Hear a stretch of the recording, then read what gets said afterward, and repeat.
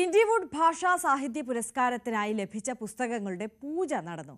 കൊല്ലം പുനലൂർ ഐക്കരക്കോണം ലൈബ്രറിയിലായിരുന്നു ചടങ്ങ്. അവാർഡിനായി സമർപ്പിച്ച പുസ്തകങ്ങൾ പൂജിക്കുന്നത് ഇത് ആദ്യമായാണ്. കേരളത്തിനകത്തും പുറത്തുമുള്ള നിരവധി ആളുകളുടെ രചനകളാണ് ലൈബ്രറിയിലേക്ക് ഒഴുകിയെത്തിയത്. ലൈബ്രറി ലഭിച്ച പുസ്തകങ്ങൾ ഭാരവാഹികളുടെ ആഭിമുഖ്യത്തിൽ ഐക്കരക്കോണം പൂങ്ങോട് ശിവക്ഷേത്രം മേൽശാന്തി ശ്രീജിത്ത് തിരുമേനിയുടെ നേതൃത്വത്തിൽ പൂജിച്ചു. മറ്റ് അവാർഡുകളിൽ നിന്ന് വ്യത്യസ്തമായി അവാർഡിനായി സമർപ്പിച്ച പുസ്തകങ്ങൾ പൂജിക്കുന്നത് ഇതാദ്യമായാണ്. കേരളത്തിന് അകത്തും പുറത്തും നിന്ന് ഏകദേശം 700ഓളം പുസ്തകങ്ങൾ വന്നതായിട്ട് ശ്രീ ഹരിൻ ഇവിടെ സൂചിപ്പിച്ചു. ഈ പുസ്തകങ്ങളെല്ലാം തന്നെ ഞങ്ങൾ ഒരുമിച്ച് ഏരീസിൻ്റെ ഉദ്യോഗസ്ഥരും ഞങ്ങളിവിടെ ചേർന്നത് സോർട്ട് ചെയ്ത് പാക്ക് ചെയ്ത് അതിൻ്റെ പൂജകൾ കഴിഞ്ഞിരിക്കുകയാണ്. അദ്ദേഹം ഈ പുസ്തകങ്ങൾ അവാർഡ് നിർണയ സമിതിക്ക് കൊടുത്തതിന് ശേഷം ഈ പുസ്തകങ്ങൾ മുഴുവനും ഐക്കരക്കോണം ലൈബ്രറിക്ക് സംഭാവനയായി നൽകാൻ തീരുമാനിച്ചിട്ടുണ്ട്.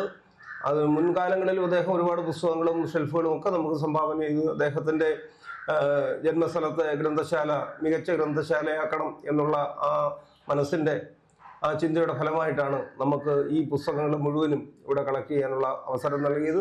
സൃഷ്ടികളെല്ലാം ഐക്കരക്കോണം പബ്ലിക് ലൈബ്രറിയുടെ പുസ്തക ശേഖരണത്തിൽ ഉൾപ്പെടുത്താനാണ് തീരുമാനം. 5 വർഷങ്ങൾക്ക് മുൻപ് 2020 ഇൻഡിവുഡ് ഭാഷാ സാഹിത്യ പുരസ്കാരം നൽകാൻ ആരംഭിച്ചത്.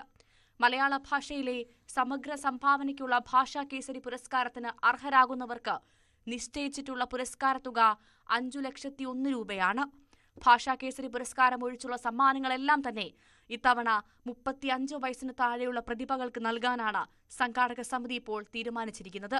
ന്യൂസ് 18 കൊല്ലം.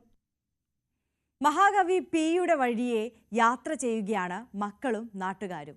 പി കുഞ്ഞിരാമൻ നായർ സഞ്ചരിച്ചതും താമസിച്ചതും കവിതകൾ എഴുതിയതുമായ ഇടങ്ങൾ തേടി ജന്മനാട്ടിൽ നിന്നും ഇറങ്ങിയ പിൻതലമുറയാണ് പട്ടാമ്പിയുടെ വിവിധ ഭാഗങ്ങളിൽ സന്ദർശനം നടത്തിയത്. കവി പി കുഞ്ഞിരാമൻ നായർ സഞ്ചരിച്ച പാതകളിലൂടെയാണ് യാത്ര. കഴിഞ്ഞ ശനിയാഴ്ചയാണ് യാത്രയ്ക്ക് തുടക്കമായത്. കവിയുടെ മക്കൾ ഉൾപ്പെടെയുള്ളവരുടെ നേതൃത്വത്തിലാണ് യാത്ര തുടങ്ങിയത്. ജന്മനാട്ടിൽ നിന്നും ആരംഭിച്ച യാത്ര പുന്നശ്ശേരിയുടെ കലാലയത്തിലുമെത്തി. മഹാകവി കുഞ്ഞിരാമൻ നായരുമായി ആത്മബന്ധമുള്ള ഗുരുനാഥൻ പുന്നശ്ശേരി നമ്പിയുടെ സ്മരണകളുറങ്ങുന്ന പെരുമുടിയൂർ ഹൈസ്കൂൾ, ഈഹാപുരേശ്വരി ക്ഷേത്രം, പട്ടാമ്പി കോളേജ് എന്നിവിടങ്ങളിലും സംഘം സന്ദർശനം നടത്തി. 90 പിന്നിട്ട കവിയുടെ മകൾ ലീലയും കാഞ്ഞങ്ങാട് മഹാകവി P Kunhiraman Nair trust secretary കൂടിയായ മകൻ രവീന്ദ്രൻ നായരും കൊച്ചുമകൾ ജയശ്രീ, അരുൾ എന്നിവരുടെ നേതൃത്വത്തിലുള്ള സംഘമായിരുന്നു പട്ടാമ്പിയിലെത്തിയത്.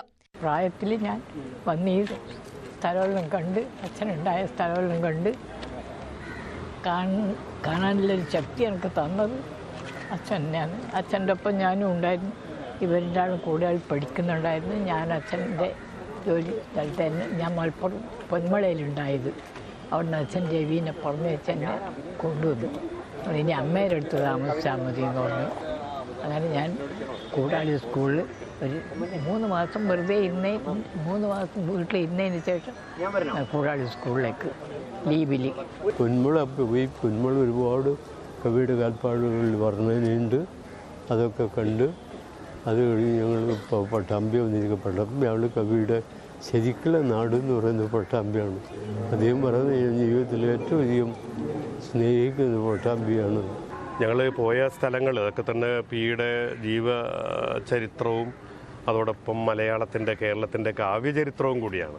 ഈ 2 അർത്ഥത്തിലും ഇപ്പോൾ പുന്നശ്ശേരി നമ്പിയുടെ ഈ കവിയെ മാറ്റിമറിക്കുന്നത് തന്നെ, പിയെ മാറ്റിമറിക്കുന്നത് തന്നെ ഇവിടെയുള്ള സഹവാസമാണ്.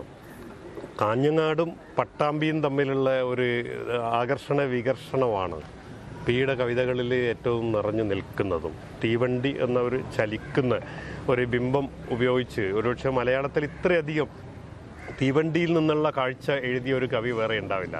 കവി മാധവൻ പുറച്ചേരി കവിയുടെ അറിയപ്പെടാതെ പോയ ചരിത്രം വീണ്ടെടുത്തെഴുതിയ ദീപേഷ് കെ.പിയും സംഘത്തിലുണ്ടായിരുന്നു.